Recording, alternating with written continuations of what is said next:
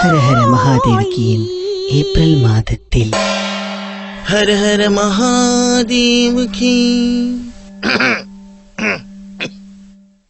பக்தா ஒருத்தன், சுவாமி ஒரு விஷயத்தை பெருசாக்கணும்னா என்ன பண்றது அப்படின்னு கேட்டான்.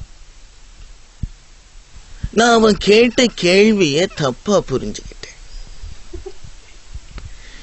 எதுவா இருந்தா என்ன, அதை ஊதி பெருசாக்கலாமே அப்படின்னு.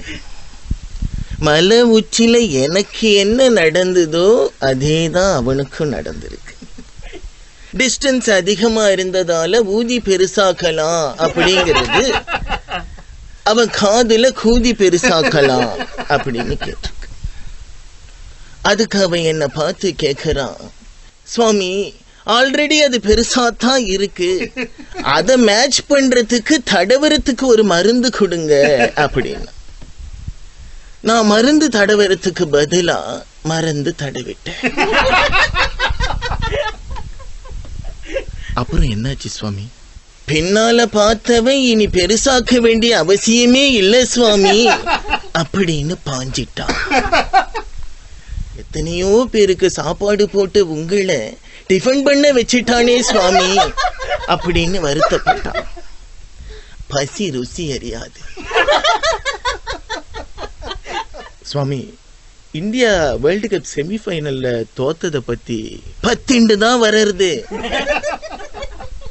பட் இருந்தாலும் அவமானத்தை ஒத்துண்டு பொத்துண்டு வர்றதுல என்ன தப்பு? குடி போதையில வில்லன் ரேப் பண்ணத வச்சு குத்துன அவ மறந்துடலாம், ஆனா கத்துன அவ மறக்கிறது இல்லையே.